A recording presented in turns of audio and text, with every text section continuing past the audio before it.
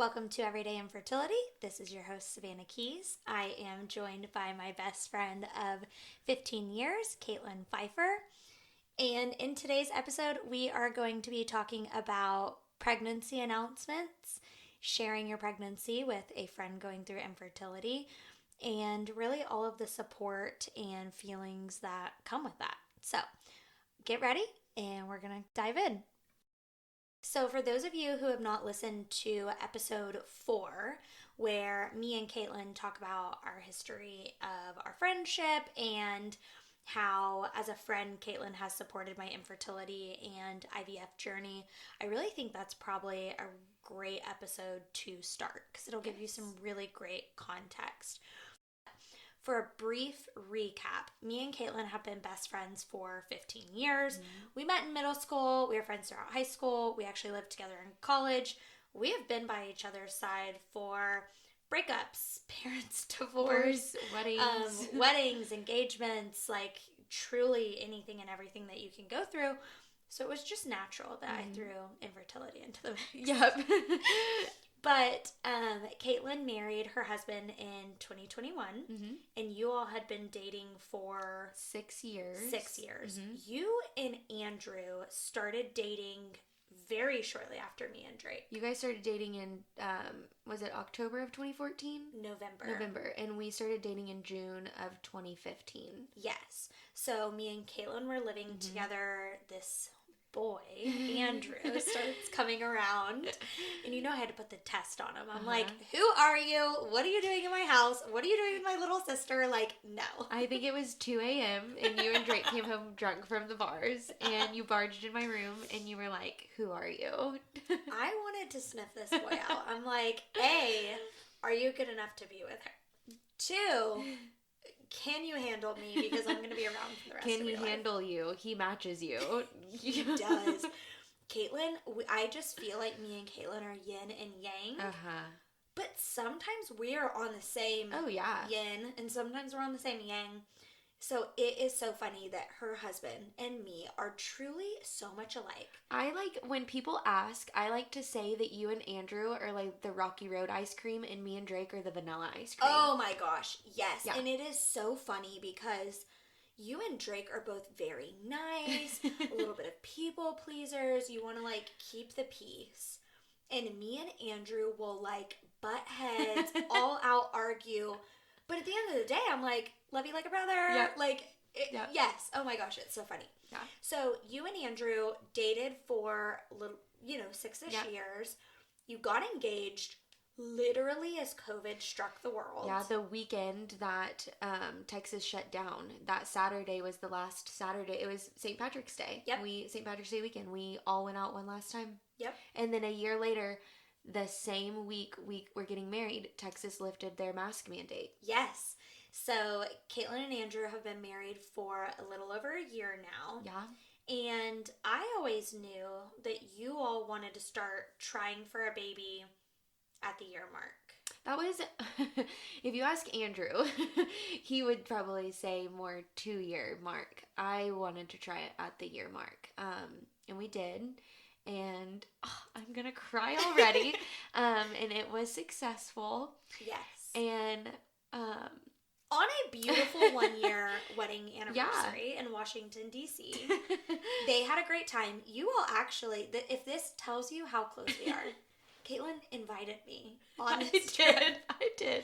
And I was like, you want me and Drake to go on y'all's anniversary trip? We would have had fun. And we were seriously thinking about going, but we were going through IVF at the time. And so, it was too close to a transfer for us to go. But that is how close we are.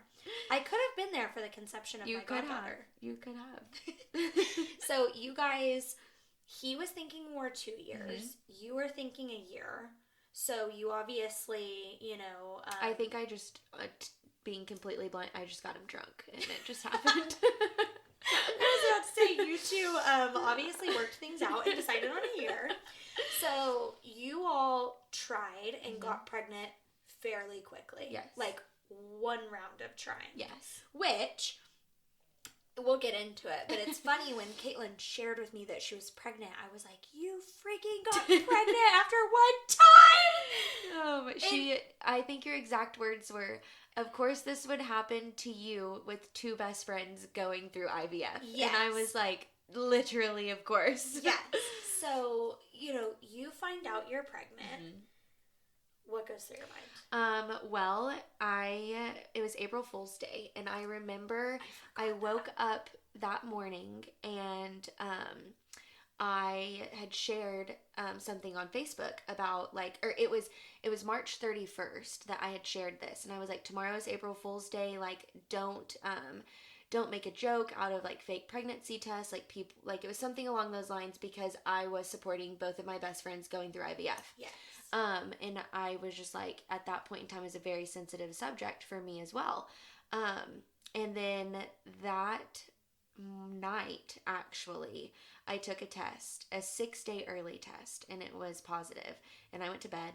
And, well, I say I went to bed. I didn't sleep much.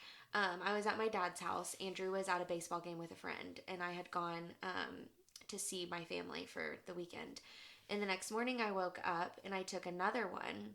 And this was April Fool's Day, and it said pregnant. And I hid in my car in my dad's driveway behind a window to where they couldn't see, if they did wake up, what I was doing in my car. And I immediately cried, and I think I like blacked out a little bit, and I drove to my mom's house because I had to spend the whole day with her at my little sister's track meet. So fast forward to going home to Texas the next day to go tell Andrew, Savannah calls me, of course, on the drive home. And I'm trying to wrap my mind around it, and not the last person I want to talk to in that moment, because I wanted to share it with you, but I was just like, given your history of IVF and me trying to condense my emotions on what I am about to embark on in my life. Yeah. I was like, how do I even have this conversation? I don't even know what we talked about. I think I literally was not coherent for the entire conversation. Looking back, because when we talked about everything, you were like, you actually called me. And yeah. I remember in that call, like, she is so distracted. And I'm pretty sure I was like, okay, well, yeah. Talk to you later. Bye. Yeah. And so I think I went home, I told Andrew, and then I texted you, and I immediately was like, I'm going to come and see you next weekend. Yes. Okay. Let's talk about this. Yeah. Go ahead. Finish. And I knew that she had some idea then, because she was like, okay, like, why? I'm going to see you in like 2 weeks. And I was like... Well, it wasn't why. It was, hey, we want to come down and hang out that weekend. And my husband is on call every 6 weekends. And I'm like, of all the weekends... And I told her, I said, hey, Drake's on call that weekend. Typically when he's on call, we don't do stuff. If we do, it's like local around town, and we really don't leave our house until like 7 o'clock at night. We're out of the clear zone at that point. And so I'm like, you guys are always welcome. Feel free to come down, but like, we're going to be lounging on the couch, watching TV. Drake will probably have to leave here and there, but we are not doing anything. So if you want to come, absolutely, I would love to see you. But like, Drake's on call. Yeah. And you really didn't say, honestly, I think you were avoiding me for a week. Yeah. Probably. Oh, for sure. And then that Wednesday before you came, you're like, hey, just a reminder that we're coming in this weekend. And I'm like, oh, double whammy. Not only is Drake on call, but I just found out he has like this work dinner event on Friday night. And you and Andrew were coming. And one thing about Andrew, and here's the thing, me and Andrew are the same person, so I feel this to my core. Right. He hates coming to Oklahoma to spend the weekend with us. And do nothing. And I totally get it. Yeah. You're leaving your house to go sit on someone else's couch. Yeah. Why? So I was like, are you sure? And you were like, yeah, it won't be a big deal. And at that point in time, I'm throughout the week, I'm busy with work and other stuff, so I didn't think of it. And I honestly was like, she's going to talk to Andrew. He's going to say no. He's going to say no, and y'all aren't going to come, so it's not a big deal. And Friday morning, you call me, and you were so excited to come to town and sit on my couch. Yeah. And do nothing, which is not out of the ordinary. Right. But Andrew is still on board. Uh-huh. And immediately, I'm like, this bitch is pregnant. And I am like, stomach drop, because immediately I'm like, oh my God. Right. Is my best friend pregnant? Oh. And then also, oh my God, how do I react? And so we hang up the phone, and I call Drake, and I say, I think Caitlin's pregnant. And he's like, why would you think that? Also, he thinks of you as a little sister, so I'm sure he's like, ew. Ew. And so I tell him, and he's like, oh, I think you're overthinking it. And I'm like, she's pregnant. So that's like at 8 or 9 o'clock on a Friday morning. They send you a picture of Happy Dad. No. You call me back at like noon. Yeah. Just to talk. Which we talk multiple times a day throughout the week, whatever. Right. So it's not weird. But you're just like, so what are we doing this weekend? And I am like, okay, solidified it. She is pregnant. So I am freaking out all day. I am like, oh my God, happy. Oh my God, how are you going to react? Yeah. But what threw me off is you FaceTimed me at 3 p.m. And you're like, hey, I just got these new seltzers. I just tried them. They're so good. Do you want me to bring them? And I'm like, oh, she's not pregnant. I am so dramatic. Like, oh my goodness. So I am going on throughout the night, not thinking of anything. And we got closer and closer to your house, and I got more and more and more and more nervous. What are you thinking? Like, what's going through your mind? I thought I was going to throw up in the car. I was nervous because I didn't want to hurt you anymore than you were already hurting going through infertility in IVF. And Andrew, the whole entire way, kept reminding me, she's your best friend, she's your sister, she's going to be excited for us. Oh, for sure. Yeah. But it didn't matter because I was so... I was so not worried because I knew you were going to be excited. I was hurt that I was going to hurt you in a way. Yeah. And that was the hardest thing. Oh my God. But you had ordered some Arbonne, and I had that box. Yes. And I had made a t-shirt for her that said, Godmother established December 2022. And I was like, I can't... Hold on. Can we back up really quick? On your way, I'm sure it stressed you out more that I'm like, my dog just threw up all over the carpet. Can you make a pit stop at Target? I forgot about that. And pick up this carpet cleaner for me. So you, not only, I know you are like sick to your stomach in the car right there. But I'm like, hey, by the way, can you go to Target for me? And we went and picked up a steamer or cleaner, carpet cleaner. And Andrew brought that in first. And then I was like, oh, I need to go get your Arbonne out of the car. And I just threw the t-shirt in the box and handed her the box when I walked in. And she was like, why are you handing me this like box of Arbonne? Just like put it on the counter. Yes. And you looked in it and immediately you were like, shut up. And I started bawling. I think I said shut the bleep. You did. You did. I started bawling because I was still so nervous on how you were going to react. But you were so excited. And you had a hurt knee and you still jumped up off the couch and gave me a hug. And then Andrew went back outside to unload the car. And I remember looking at you and asking if you were okay. And you said, Caitlin, yours and Andrew's journey does not define mine and Drake's, and we will always be happy for you. And I knew in that moment, yes, the first few months were going to be hard and rough, and they might sometimes be awkward because it's new territory we're walking through as friends. Yes. But, I mean, you handled that with such grace for me. Oh, and it was so... It was the best. It was exactly how it was supposed to be. It was. And, it, I think, I believe in God. I think it was such a God thing that I had that feeling that day. Because if it had truly caught me off guard, not that I would have reacted any differently. And I'll tell you what was going through my mind, because I don't think we've ever talked about this.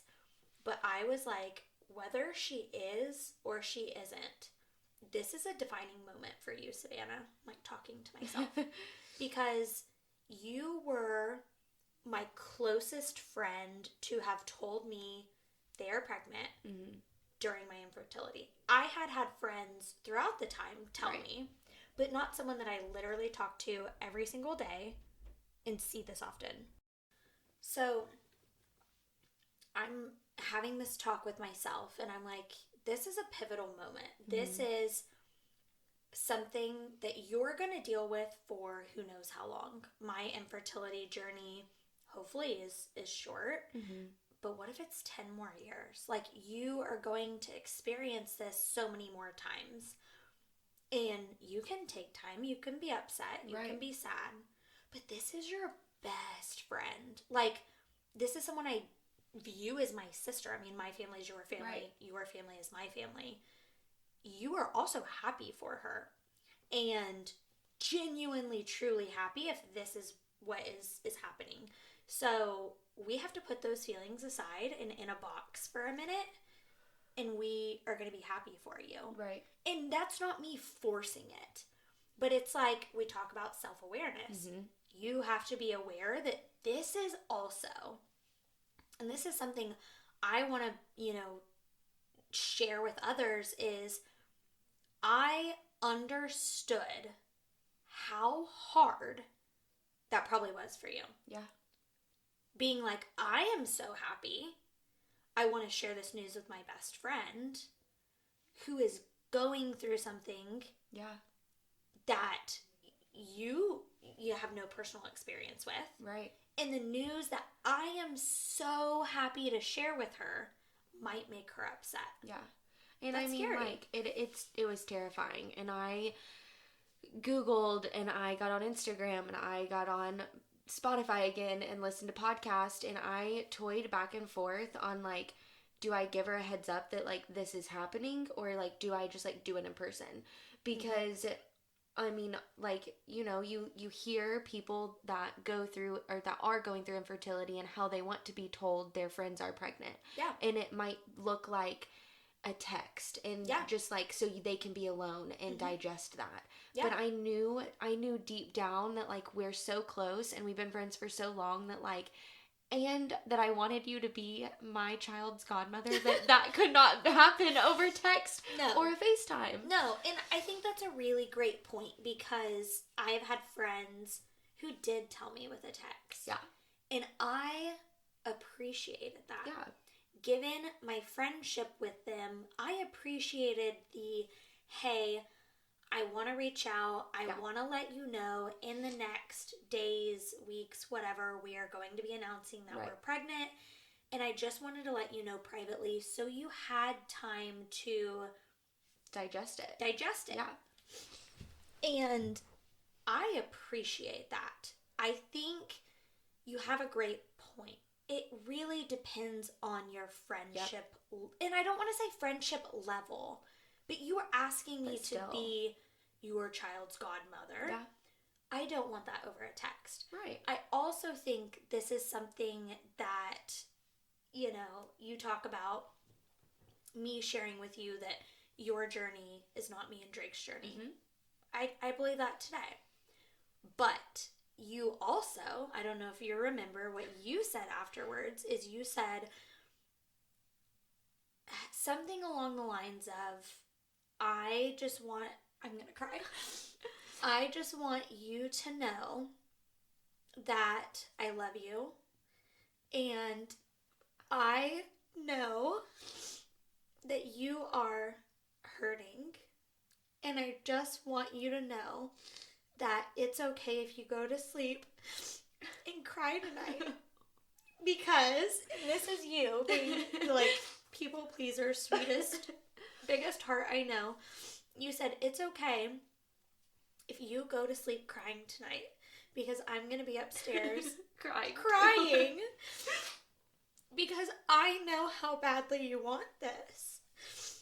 And I think that is something that I always look back on is one, we were both so genuinely happy about the situation. Right. Two, I knew how hard that was on you. Three, you were like, I'm pregnant. This is happy news. I also know this is hard news for Right. you. And that to me was it wasn't about me in that moment. And I'm not saying anyone should make it about that person in Right. the moment. But to take a minute and say, it's okay if you're upset. It's okay to feel the feelings that you're feeling. Correct. It is, because they're validated. And it does not take away at all for how happy I am. No. It's like you almost have to live your life in two boxes. And it's like, in this box, I'm like screaming, jumping for joy, so excited for you and Andrew. But in this other box, it wasn't a poor me. It was a reminder of like, wow, this is going to be a hard journey, and this is not going to be the first friend that tells you they're pregnant. Right. So, woo, lots of tears. Oh my gosh. So, you obviously share the news, and we're hanging out for the rest of the night. I've never asked you, but like, what did you do when you went upstairs? Cried. Laid in bed and cried. And Andrew was like, it went as good as we thought it would have gone. Yeah. Like, I mean, you can't prepare for anything like that, so we didn't know what was going to happen. Yeah. But I mean, like, I thought that, just like I said a second ago, it went how it was supposed to. Yes. And I think in that moment, it defined me and you having our moment on the couch, and it defined the rest of my journey being pregnant and your journey going through IVF while me being pregnant. Yes. For both of us to coexist at the same time. Oh, for sure. And I mean, we made it happen. Later on, you would call and ask how I was doing. I would call and ask how you were doing. Yep. There were bumps in the road for you. It was put on pause for a long time. Yep. We had a scare at 20 weeks. You were Yep. right there with us Yes. in the hospital. Yeah. I mean, we both were there through the good, the bad, and the ugly. So. Yeah. And it's, I went to my bedroom that night and I cried too. I think what was really helpful, and friends are going to share this news in many different ways. Right. We were with each other for the rest of the weekend. Yeah. And what was really helpful for me is we spent about the rest of the weekend talking about it like 10%. Yeah. And I feel like that was the percent that was good for me. Yeah. I truly do think if we spent the rest of the weekend talking about it 90% of the time, it would have been very hard for me. Yeah. But it wasn't. It was, again, we're friends. We have a life outside of infertility and you being a mom. We talked, we hung out, we did things. And then here and there we'd be like, so, what are you guys thinking about, for a gender reveal or blah, blah, blah, or whatever. So that was really helpful. And in the last episode that I recorded with you, the first couple weeks were hard. Yeah. Because I would text you more often asking how you were feeling, because behind every text was gosh, this sucks. Yeah. It sucked from so many different reasons, because one, I would have ideally loved to have a baby by then. Right. Two, I would love to be pregnant with my best friend. Yes, and you look at it from like a society's point of view, which is completely messed up because nothing should ever go as people say it should be. Yes. But you and Drake are older than us. Like, you've been married longer. Yep. You have great careers. You have a brand new, beautiful home. Yeah. Like, that was next in line. And, like, that should have... It in society's eyes, it should have been you. Yes. And in someone who is such a Planner. type A planner... Yep. It was, we date for this amount of years. Yep. We get married. We, achieve blank, blank, and blank. We wait 2 or 3 years. We have a baby. By 30, I'm having my second baby. Right. And that didn't happen for us. And you're right. It was wow, someone that is not only my best friend, but I look at as a little sister. Right. Is going to have a baby before me. Mm-hmm. And even in today's day and age, I thought about this just this weekend. I was like, wow, my goddaughter is going to be older than my daughter. And, how old? I don't know. A year? Yeah. 5 years? We don't know that. And so I think it is, you're right. Everyone looks at life through this societal lens. Yep. And that's not life. That is not life. Nope. That is not life in any category, whether it's infertility, being a mom. You're going to have those things where you're like, well, society says that my baby should blank or I should blank. That's just, we should freaking break those lenses because that's not life. Yeah, no, it's not. So in the coming weeks, I did have to make a conscious effort to text you and say, how are you feeling? How are you doing? And the texting got easier. Yeah. So then when I would be on the phone with you, I would be like, how are you feeling? How's the baby? How are these things? And as your pregnancy progressed, so did us talking about that. Yeah, and I feel like you did a good job. I feel like it wasn't too much. It wasn't like non-existent. Yeah.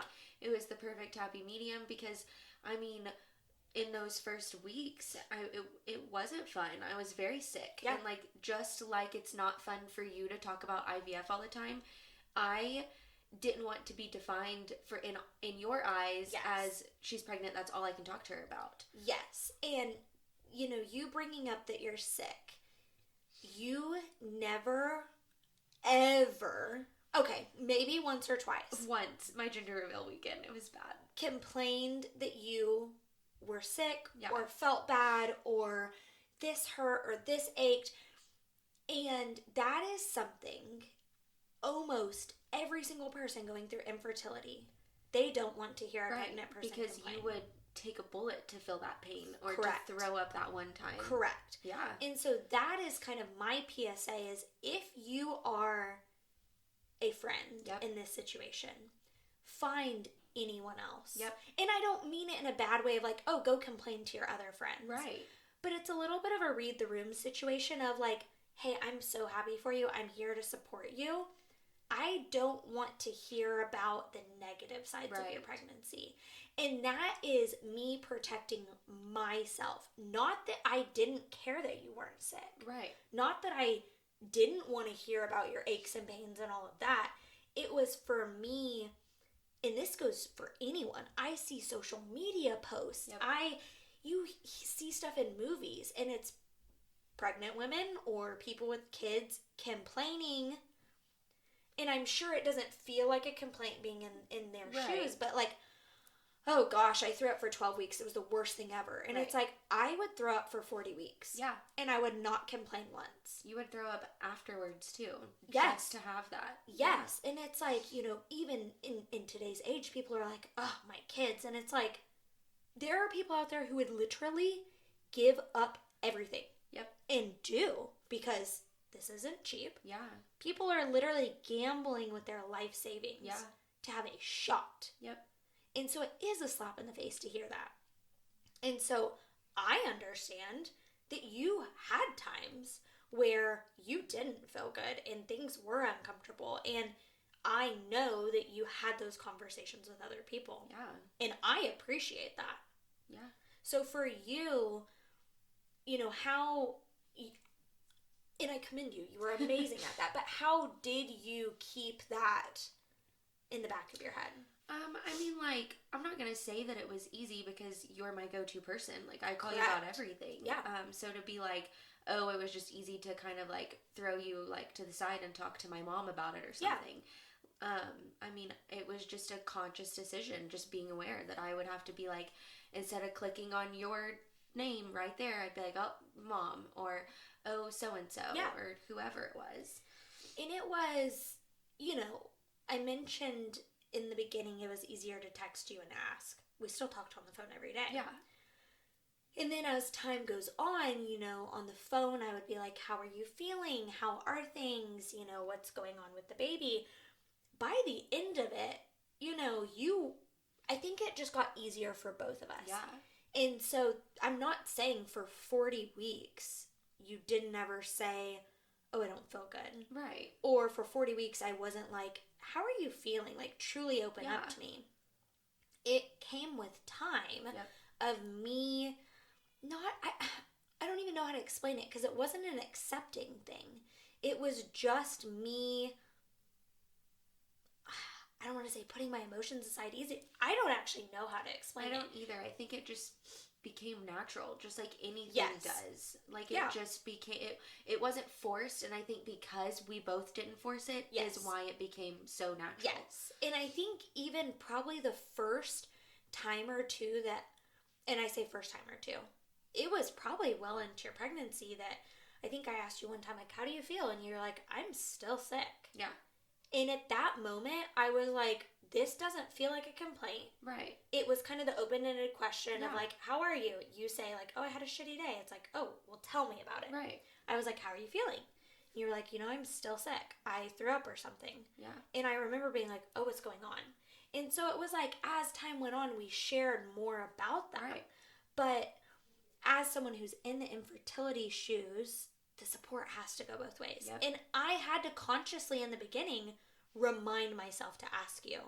And, it's like in the last episode we talked about, it's getting over that hump. Right. In every hump, it would get easier. So if you are the person going through infertility, I know how hard it is in the beginning. I truly do. Yeah. But it gets easier. And it makes your friend feel better. Yeah, and now she texts me every day, and she's like, "You didn't send me a picture of Emma today. Like, what's wrong?" I'm truly offended. Yeah. And now, Caitlin's taken on motherhood to an amazing little baby girl who is my goddaughter. Just throwing that out there. And, there are times where I'm sure you're not over here divulging all of the negative. But, we are at a point where, it's 44 weeks in almost. It's okay if she's like, wow, my boobs really hurt. Like, let me tell you about the nitty gritty going on. But, it does get easier. And what I really want people to understand is the feelings go both ways. Yeah. You had strong feelings about telling me. I obviously handled those in the way that I could. Yeah. But I think you said it best. It is, you will tell your friend the way that it makes most sense for them. Yep. You just, back to like the genuine friendship. Like you just have to know that like, okay, this is where our friendship is, and like this is the time, and this is how I can tell them. Absolutely. So. It does. And I appreciate everything that you've done leading up to this point. I truly do. Aww. And I don't know, I'm going to cry. I don't know that I've ever told you that because I am someone that has a good amount of friends. And I feel like, everyone has really been great to me. There has never been a point where I'm just like, wow, my friends really aren't handling this situation great. But you've been so, what's the word I'm looking for? Intentional about it. And you've really, I know, because you're my best friend of 15 years, I know when you are holding back information because you don't want to hurt my feelings. You probably know when I'm holding back information because I'm like, I don't want to share this. Right. But that's what works for us. Yep. And that's where I think if you have a genuine friend and if you're worried about sharing your pregnancy announcement with them, no, they're going to be upset either way. Yep. So tell them. Yeah. Because they will be happy for you. They're going to be happy, but you also have to let them grieve in that moment as well. And I don't even know if grieve is the right word. It's just more of... Just to feel your feelings. Yes. Just to feel your feelings. You need to feel your feelings. And that takes time. Yeah. It takes time. I think it was probably until right before your gender reveal. So what's that, 16 weeks? We did it at 12 weeks. 12 weeks. We did it early. So it was probably up until 12 weeks that I could really, on the phone and in person, talk to you about your pregnancy. Yeah, but that weekend was even hard. For sure. We're not even gonna sugarcoat that. It wasn't, and that is something that was a hard weekend for me. And Heck, maybe we'll have a whole episode on gender reveals and baby showers and all of that. But that is something that I was like, this is my best friend's weekend. And no matter how I feel, this is her weekend. Yeah. And she would do the same for me. That's what's so important. That is what's so important. But also, I was so genuinely happy for you that it was, even though I have my own feelings. Right. I also was like, wow, I'm so excited. And you were the only one that knew. Oh my gosh. Yes. Okay, anything else you want to share about announcing pregnancies? I don't think so. I think we hit it the nail on the head. I mean, just being aware with what friend you are telling and Yes. what that, not to put levels on friendships, but what that friendship looks like for the both of you. Correct. And just kind of meet their needs. And also knowing, you said it best, you knew Yep. I would want to be told that in person. Yeah. If you know your best friend cannot or does not want to be told in person, Yep. do what's best for them. Yeah. I'm not saying you have to completely just be like, what's best for them, because you also are happy and want to share that news. Yeah. But it is something that will be appreciated and really just go a long way. Yep, I agree. Awesome. Okay. Well, thank you all so much. I appreciate the time that you've spent with us. Caitlin, thank you so much for being on your second podcast. Love it. I'm like a natural now. You are a natural. So thank you all so much. Feel free to like, comment, share, and follow. You can reach me on Instagram at Everyday Infertility, and you can email me at everydayinfertility@gmail.com. And we will see you all next time. Thanks.